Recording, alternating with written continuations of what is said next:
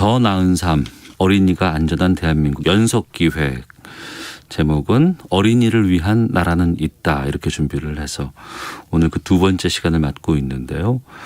지난번에는 지금 아동학대 상황이 어떤지, 또 보호하기 위한 피해를 당한 학생들, 아이들을 어떻게 보호해야 되는지 상황을 좀 살펴봤고, 오늘은 좀 이 대응 체계가 잘 돼 있는지, 매뉴얼은 어떤지, 시스템은 좀 어떤지, 법률적인 문제 같은 것들은 잘 구비되어 있는지 좀 살펴보도록 하겠습니다. 전에 법무부 여성 아동 인권 과장 지내셨고요. 지금은 아동 인권 관련 변호사 업무 맡고 계십니다. 김영주 변호사와 함께합니다. 어서 오세요. 네, 안녕하세요. 김영주 변호사입니다. 예. 과거에도 아동 학대라는 것들이 있었지만 그게 학대라고 또 보이지도 않은 적도 있었던 것 같아요. 네, 이제 시대마다 아무래도 아동 학대라는 그 개념에 대해서 평가가 좀 다른데요. 예. 최근에는 이제 민법도 개정돼서 뭐 가정에서의 체벌 이런 예. 것도 이제 다 금지가 되었거든요. 저도 놀란 게 저희 세대는 맞고 자랐잖아요. 저도. 네, 학교에서도 맞았고 부모님한테도 맞았고 네. 형제한테도 맞고 그래서 네. 그거 애는 그렇게 크는 거다라고 했었거든요. 네, 네. 근데 최근에는 그러면 절대로 안 되거든요. 네, 맞습니다. 근데 주변에서 제가 아동학대 관련돼서 여러 가지 좀 이렇게 이걸 다루다가 물어보면 애는 좀 떨어야 된다는 분들이 아직도 계세요. 네.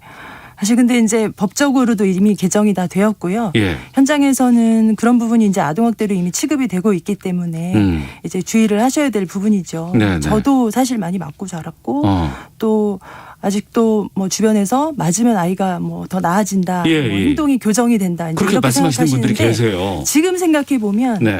맞는 아이들은 계속 맞거든요. 네, 예, 네. 교정 효과가 없는 것으로. 예, 그게 만약에 교정 효과가 있었다면 예. 한 번 맞았던 아이는 다음에 맞지 않았어야겠죠. 그러니까 어떻게 보면 그것보다는 어떤 대안적으로 양육하고 아이의 행동을 바꿔나가는 그런 것들 우리가 더 고민해야 될 때가 이제 돌아온 것 같습니다. 체벌은 법률적으로 이건 안 되는 겁니다. 그렇죠? 네.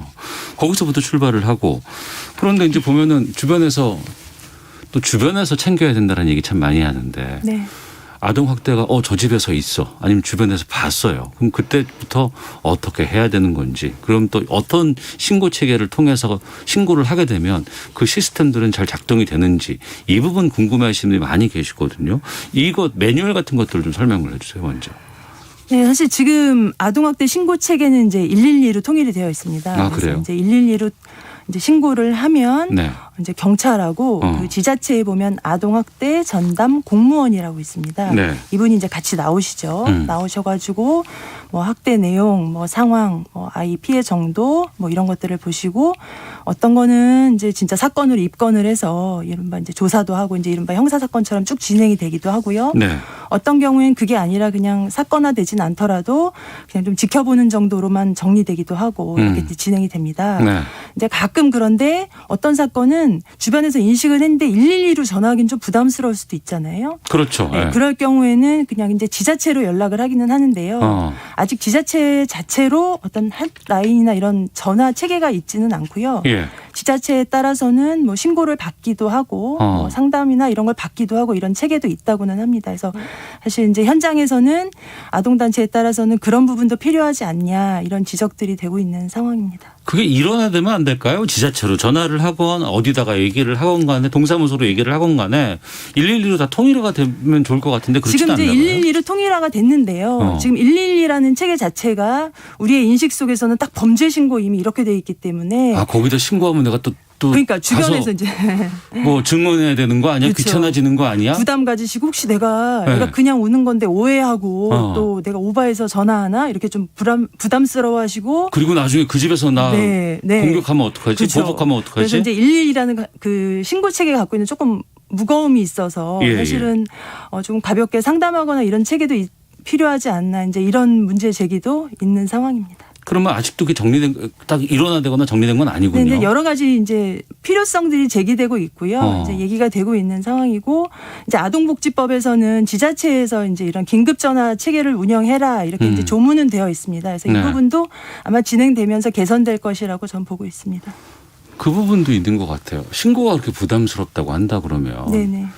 그러니까 병원. 네. 아이들 병원이라든가 네네. 이런 곳에서 이제 선생님들이 보시다가 얘는 좀 의심이 가는데 이 부분도 있고 그다음에 이제 어린이집이라든가 네네네. 이제 이런 곳에서 네네. 유치원이라든가 이런 기관에서 선생님들이 의무적으로 이런 건 좀 신고를 해야 된다. 이 체계들도 들었거든요. 이게 다 네네. 잘 돼 있는지요? 네네. 신고 의무자 체계는 지금 아동학대 처벌특례법에서 이미 규정이 잘 되어 있습니다. 그래서 이미 이제 그 사건들 이번 그 양천 사건에서도 그랬고 네. 천안 사건에서도 그랬고 그 병원에서 이제 신고들을 잘 하고 계시고요. 네. 이제 그 신고 의무자가 신고를 안 하면 과태료를 물거나 이제 일정한 제재가 가해지기 때문에 신고가 잘 이루어지고 있는 편입니다. 네. 그리고 이제 신고가 들어가서 현장에서 확인을 해봤어요. 그랬더니 아이가 피해를 당하고 있는 거예요. 네. 그럼 그때 이제 즉각 분리해야 된다라는 거 지금 계속해서 나왔잖아요. 분리하지 않아서 애가 더 커지고 그 사고가 네. 커지고 막 이랬다는데 그건 어떻습니까? 지금? 이제 이게 이제 작년 말에 이제 네. 법이 들어와서 올해 3월 30일부터 시행이 된 즉각 분리 제도라고 있습니다. 즉각 분리제. 네, 예. 즉각 분리 제도인데요. 예. 그러니까 1년에 신고가 2회 이상 네, 들어왔고 예. 뭔가 이제 학대 정황이 있다, 학대 우려가 있다. 예. 이런 경우엔 말 그대로 즉각 아이를 분리하는 그런 제도인데요. 이게 이제 정부에서는 이렇게 하면 피해를 막을 수 있지 않느냐, 네. 재학대를 막아서 최소한 목숨은 구할 수 있지 않느냐, 이제 이런 생각으로 도입된 제도예요. 근데 이게 이제 언뜻 들으면 진짜 구할 수 있나 보다 이렇게 보일 수 있지만 실상은 이제 조금 그렇지는 않습니다. 왜냐하면 지금 들으셨지만 1년에 2회잖아요. 네. 그런데 예를 들어서 그 작년에 이제 이번에 며칠 전에 판결이 난 천안 가방 사건 같은 경우는 네. 1회 때 신고가 있었고 2회 때 이미 이제 사망을 한 거거든요. 그러니까 2회라는 이 횟수가 네. 이 횟수에 집중을 하시면 안 되고 그렇죠. 그렇죠. 네네. 예. 언제 가든지 예, 예. 언제 가든지 1회건 2회건 5회건 언제 가든지 분리하는 시점이 언제인가를 제대로 적기에 판단해서 분리할 수 있는 그런 전문성을 가지고 현장에 가는 게 중요한 거거든요. 네. 그러니까 이렇게 법을 만들어버리면 현장에 나가는 분들은 1회인가 2회인가를 오히려 집중해서 판단을 하게 되지. 아무리 피해가 크다고 하더라도 이번은 1회니까 이건 즉각 분리가 안 되겠어라고 해버리면 그거 안 되는 거 아니에요. 그러니까 오히려 그렇게 집중하지 않도록 하기 위해서 어. 그보다는 오히려 전문성, 현장 인원들의 전문성을 강화하는 방향에 오히려 집중하는 쪽으로 됐어야 한다. 이렇게 생각하고 또 하나는 분리는 대책이 아니거든요. 네네. 분리는 지금 일어나고 있는 상황을 진짜 분리하는 거고 그렇죠. 분리해서 그다음에 뭘 할지 이 아동을 어떻게 보호할지 이 부모는 어떻게 할지 요 다음 일이 대책인 거거든요. 근데 이제 정부에서는 거기까지를 대책으로 그냥 발표하고 그 다음이 없어서 분리 이후엔 없어요. 네, 지금 분리 이후에 뭐 하겠다고 하지만 지금 현장은 매우 혼란스러운 상황입니다. 그 분리한 아이가 갈 곳이 없고 네. 분리된 아이도 지금 아이의 입장에서는 갑자기 집에서 어딘가로 간 거니까 나에게 무슨 일이 일어났는지 그리고 내가 어떤 보호를 받게 될지를 지금 알지 못하는 상황이기 때문에 아이로서도 불안하고. 매우 불안하고 네. 그리고 그 아이가 간 시설의 입장에서도 갑자기 어떤 아이가 하나 더 왔는데 뭘 해줘야 될지도 모르는 상황이고 이렇게 지금 혼란스러운 일들이 계속되고 있는 상황이에요. 네. 아유, 또 청취자께서 의견들을 많이 보내주고 계시는데 김장현님은 몸으로 맞는 것도 있지만 말이나 마음으로 맞는 게 더 심각하다고 맞습니다. 생각합니다라는 의견도 주셨고 맞습니다. 정영원님께서는 저는 국민학교 시절 맞고 정신 차린 친구 많이 봤습니다. 체벌에 감정을 넣으면 폭력이지만 서로 합의하고 룰을 정해서 행동에 책임을 지게 하는 건 필요하다고 봅니다라는 의견도 보내주셨습니다. 그럼 여기서 좀 저희가 이전에 있었던 여러 가지 사례들 좀 살펴보고 말씀을 좀 진행하도록 하겠습니다. 관련 자료 좀 준비해 주시죠. 결국 싸늘한 주검으로 돌아온 7살 신원영군. 안매장된 지 한 달여 만에 시신이 수습됐습니다. 운동복 차림이었고 이마의 상처 등도 부모 진술대로였습니다. 땅속 깊이 50cm 정도의 깊이에 있었고 그 피해자들의 진술로 미루어 사체는 실종 아동으로 추정됩니다. 친부와 계모가 범행을 자백한 건 자신들의 행적이 들통났기 때문입니다. 경찰은 1차 부검 결과 폭행으로 인한 출혈과 굶주림, 저체온증 등으로 숨진 것으로 나타났다며 살인 혐의 적용을 적극 검토하고 있습니다. 네. 2016년 겨울에 온 국민을 경악하게 만든 이른바 평택 원영이 아동학대 사망 사건 다룬 뉴스 내용입니다.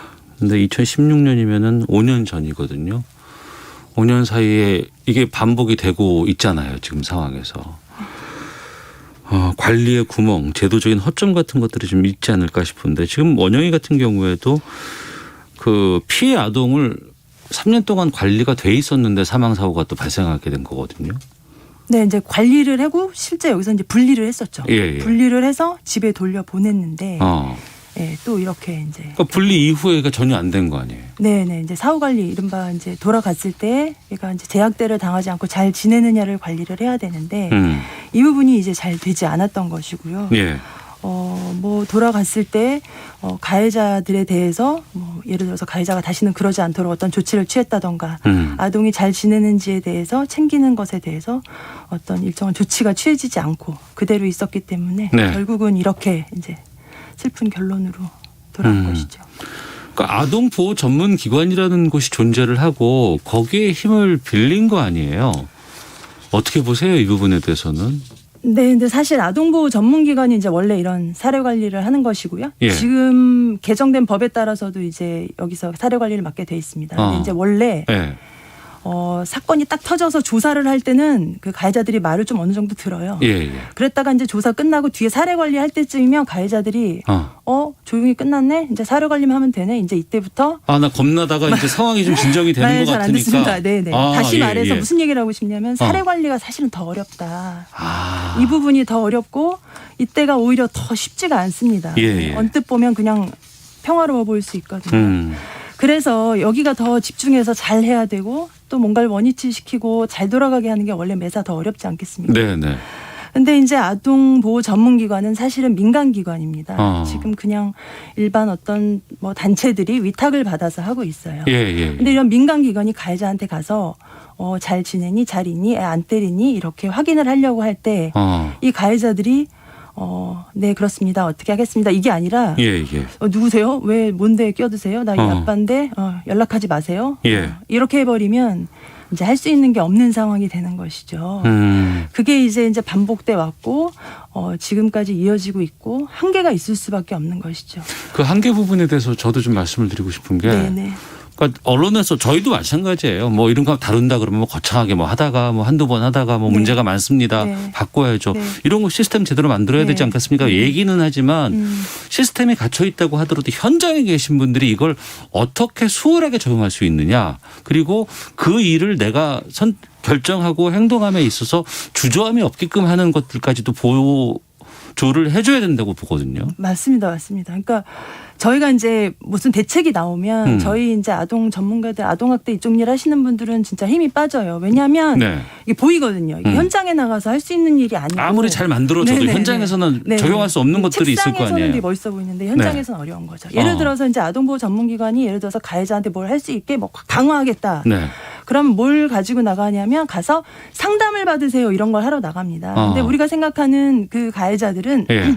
상담을 열심히 받고 사람이 바뀔 수 있는 그런 이렇게 충분한 어떤 준비가 되신 분들이 아니에요. 그렇기 때문에 그때 나갈 때는 네. 상담도 필요하지만 일정 부분 양육 지원도 해드리고 아니면 일정 부분 제재도 하고 통제도 하고 이런저런 아주 다양한 어떤 무기들을 갖고 나가서 이런 것도 해보고 저런 것도 해보고 이렇게 할 수 있어야 되거든요. 얼르고 달래고 뻑도 지르고 해야 그렇죠. 되는데. 예, 예, 그래서 예. 종합적이고 입체적인 어떤 서비스와 제도를 가지고 들고 나가서 막 활용을 하고 이렇게 할 수 있어야 되는 거죠. 예, 예. 그런데 그런 것들이 사실은 아주 많이 준비가 되어 있지가 않습니다. 그냥 지금은 나가서 상담 좀 받아주시면 안 될까요? 네. 이렇게 하고 있는 거죠. 잘 그리고 그럼 이제 나중에 보면은 뭐 언론이라든가 기사로만 본다 그러면 이렇게까지 했음에도 불구하고 하는 건 또 현장에 있는 사람의 책임이 아니냐라고 또 얘기가 그렇죠. 나올 수도 또 있습니다. 현장은 막상 그렇다고 현장이 그럼 되게 열심히 하기도 어려운 게 인원도 부족하고 힘들고 또 나가봐야 오히려 뭐 그러니까 그냥 전화 정도로 이제 사업 관리를 하고 있기 때문에 네.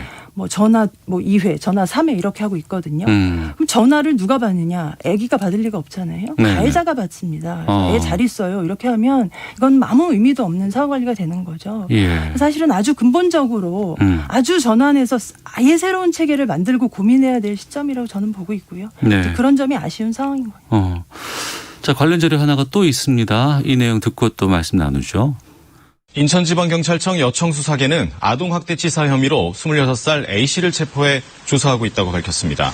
A씨는 25일 오후부터 다음날 오후까지 인천시 미추홀구 자택에서 의붓아들인 5살 B군의 손과 발을 묶고 얼굴을 여러 차례 때려 숨지게 한 혐의를 받고 있습니다. A씨는 어젯밤 119에 전화를 걸어 아이가 쓰러졌는데 숨을 쉬지 않는다고 신고했고 아동학대를 의심한 소방대원들이 경찰에 요청해 긴급 체포됐습니다. 경찰 조사에서 A씨는 의붓아들이 거짓말을 해 화가 났다고 진술한 것으로 알려졌습니다. 네.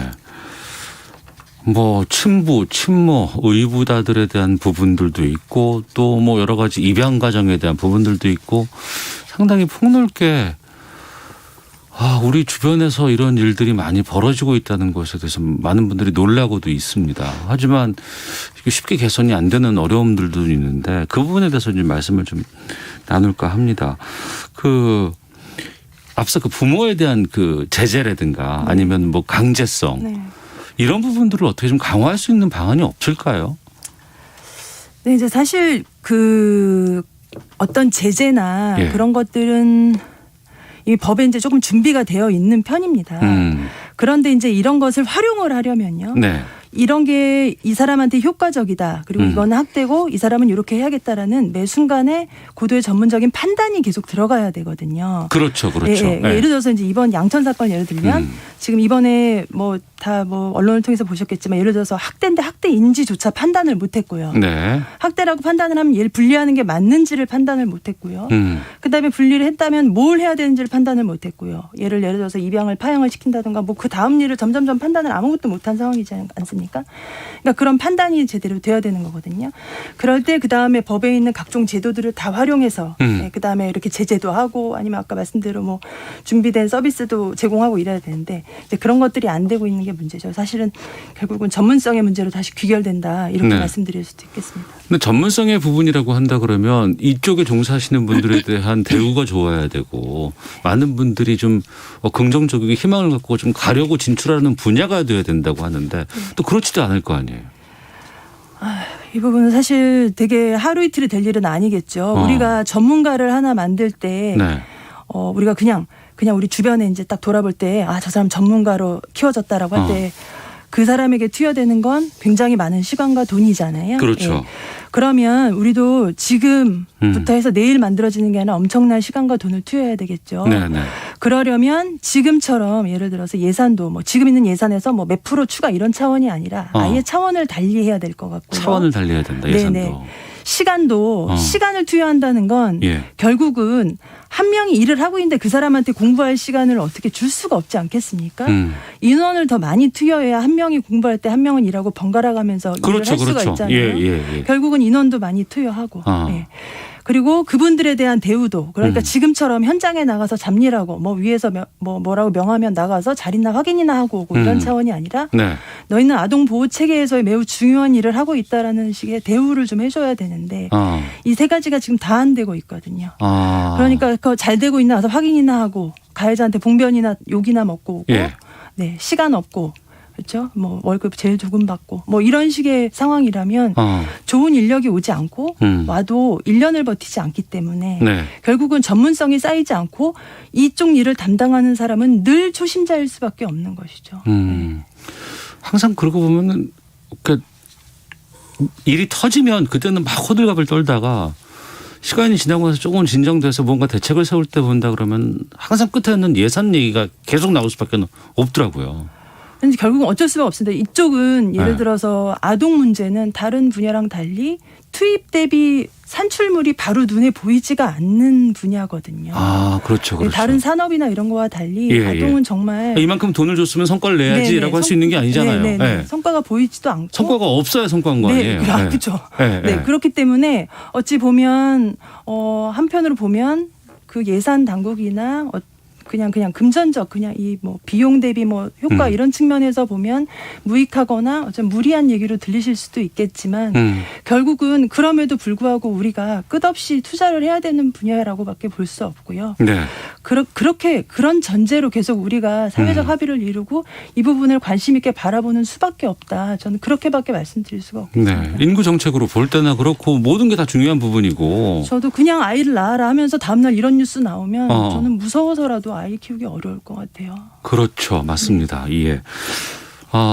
과거에는 이제 민간기관에서 상당히 많은 아동 관련된 정책들을 맡아왔다 그러면 최근에는 좀,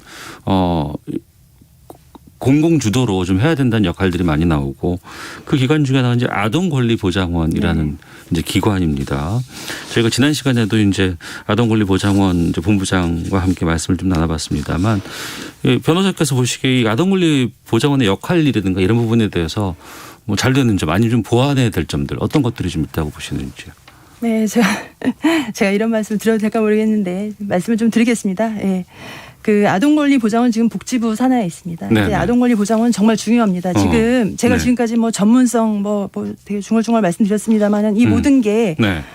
매우 고도의 전문성이기 때문에 이게 연구가 돼야 되고요. 그다음에 이 연구라는 거는 결국은 뭐 진짜 다 하나하나 지원, 서비스, 뭐 판단하는 체크리스트, 판단 툴, 교육하려면 교육 교재 이게 다 연구가 되고 어떤 방향을 가져야 되고요. 그다음에 또 하나는 우리가 아동 보호 체계를 어떻게 가져갈 것인가, 아동학대 대응 시스템을 어떻게 가져갈 것인가에 대한 거시적인 어떤 이게 청사진도 가지고 이게 지금 가야 되거든요. 네. 이게 다 누군가 연구를 하고 있어야 하고 가야 합니다. 그리고 끊임없이 최신화를 해야 되는 거거든요. 네. 이거를 할 수 있는 정부의 유일한 기구가 아동권리보장원입니다. 따라서 제 생각에는 네. 아동권리보장원이 복지부 밑에서 복지부의 정책 방향에 맞춘 연구를 하기보다는 산하기관으로 남으면 안 되겠군요. 독립적으로 연구하고 예. 복지부를 뛰어넘는 대안과 정책을 제시하는 기관으로 거듭나서 존재하기를 저는 바라고 있습니다. 예. 보장원이 탄생하는 것도 의미가 있고 하지만 이게 단순히 이제 복지부의 산하기관으로서 하나의 그냥 부처로서 그냥 예산 그 안에서 정책 그냥 구조하고 뭐 이러기보단 네네. 그것을 뛰어넘어서 해주기를 좀 바라고 있고요. 예. 뭐 어떻게 들으실지 모르겠지만 그렇게 해주셔야 복지부도 발전하고 우리 전반적인 아동인권 발전에 큰 역할을 해주시기를 바라고 있고요. 네. 실질적으로 공무원들이 그런 역할을 하기는 어렵기 때문에 저희는 좀 큰 기대를 가지고 있습니다. 그리고 우리 인식도 좀 많이 바뀌어야 되겠다는 생각이 참 들거든요. 네네. 그리고 앞서도 말씀하셨지만 최신의 뭐 어떤 공부라든가 이런 것들이 필요하다고 말씀하시는 것처럼 세대가 많이 바뀌고 달라지기 때문에 그 세대들이 또 자녀를 바라보는 시각이라든가 육아라든가 교육이라든가 이런 거에 대한 생각들도 바뀌기 때문에. 근데 저도 깜짝 놀란 게 저도 그랬고 우리가 부모는 돼봤지만 내가 부모가 되기 위해서 내가 준비를 해본 적이 있나 교육을 받아본 적이 있었나 누군가의 검증을 받아본 적이 있었나 이건 좀 없었던 것 같아요. 맞습니다. 사실 뭐 지금 되게 막 부모들의 체벌에 대해서 막 사회적으로 막 무슨 큰 문제인 것처럼 그러지만 생각해 보면 우리가 아이를 키우기 위한 양육 방법 그럼 체벌 말고 무엇이 있나에 대한 대안적 양육에 대해서 제대로 교육을 받거나 어떤 캠페인을 통해서 정보를 흡수한 적이 없는 것 같아요. 당장 저부터도 사실 잘 모르겠거든요. 이렇게 뭐 말하고 다니지만. 그래서 그런 것들에 대해서도 연구해서 알려주시고 아이가 어떻게 올바른 방향으로 가는 효과적인 방법을 좀 알려주시면 좋겠습니다. 사실 힘들거든요. 네. 많은 분들이 이 부분 얘기하시거든요. 2919님은 어떠한 상황에서도 끝까지 아이들은 보호돼야 합니다. 미래 나라를 이끌어갈 제목들이잖아요. 서주현님 때리는 게 가장 쉬워요. 말하고 관찰하고 맞아요. 기다리는 걸 못하겠으니 때리겠다고 하는 거 아닙니까? 때려야 한다는 사람은 본인이 애보다 못한 어른이라고 시인하는 겁니다. 8937님 시사본부 잘 듣고 있습니다. 아동학대에 대한 지금의 처벌 수위보다 더 엄중한 처벌이 필요합니다. 아동기는 사랑으로 키워도 부족한 성장기의 시간입니다. 그러니까 이 부분도 2475님이 주셨어요. 체벌 없어진 건 환영하는데 그에 따라서 학교나 가정, 이웃 등 상황과 장소에 알맞은 훈육 방법에 대해서 좀 국민을 대상으로 홍보나 교육이 필요하다고 봅니다. KBS에서 이 부분 해주세요라고 하시는데 뭐 하면 될까요? 그럼 저희가. 그래서 이거 좀 진짜 연구 좀 해주십시오. 저희가 또 연결을 시작해야 되나요? 부글부글. 아들하고 맨날 싸움도 죽겠습니다. 진짜. 아유 요즘 막 말도 못 알아듣겠고. 법률 전문가로서 또 아동 인권을 다루고 계시는 분이니까 그래도 제가 좀 그 해안을 좀 얻고자 해야 되는데 어떤 것들 좀 챙겨볼까요? 뭐 좀. 근데 사실은 KBS에 제안 드리고 싶은 건데 KBS에 드릴 제안인지 모르겠는데 사실 저희가 아동학대를 다룰 때 좀 정부적으로도 그렇고 그동안 연구를 하거나 무슨 사회적으로도 그렇고 언론에서 다룰 때 아동학대 따로 가정폭력 따로 이렇게 하고 있습니다. 학대 따로 폭력 따로. 가정폭력 따로 이렇게 하고 있습니다. 근데 분명히 말씀드리지만 아동학대와 가정폭력은 다르지 않습니다. 그렇죠. 그 맥락도 다르지 않고 예. 아이에게 주는 피해나 영향력도 다르지 않습니다. 어. 그런데 지금 정부나 이런 데서는 소관이 다르고 그 다루는 절차가 다르다는 이유로 예. 다른 트랙을 타고 있어서 그 음. 피해자 보호나 뭐 이런 것들이 달리 가고 있거든요. 네네. 그래서 저는 이것이 다르지 않고 이 가정이 잘 평화롭게 갈 수 있는 방안에 대해서 네. 연구도 하고 캠페인도 하고 같이 좀 다뤄주셨으면 좋겠습니다. 예, 예. 이것을 달리 보는 바람에 어. 네, 항상 달리 취급되고 예. 그래서 뭐 가정폭력 피해자가 아동학대 가해자가 되기도 하고 이런 사건도 있지 않았습니까? 그렇죠. 다 그 연관성이 있는 거 네네네. 아니겠습니까? 너무- 가정에서 이루어지는 거기 네네. 때문에. 너무나도 예. 끔찍한 일이 계속 반복되고 있어서 어. 이게 왜 달리 취급되는지도 저는 잘 이해가 안 가고 예. 네, 또 현장에서 피해자가 갔을 때 너는 가정폭력 피해자니까 저리 가고 뭐 이렇게 이런 일도 있거든요. 그래서 그런 것들 좀 같이 다뤄주시고 알겠습니다. 가정에서 좀 평화롭게 지낼 수 있는 방법에 대해서 우리 아이들이 너무 힘들기 때문에 그런 네. 것 좀 연구해 주시면 좋겠습니다. 네. 다음 주에도 계속 지금 이 관련된 것들 좀 살펴보도록 하겠습니다. 자, 지금까지 김영주 변호사와 함께했습니다. 고맙습니다. 감사합니다. 시사본 마치겠고요. 월요일에 뵙겠습니다. 안녕히 계십시오.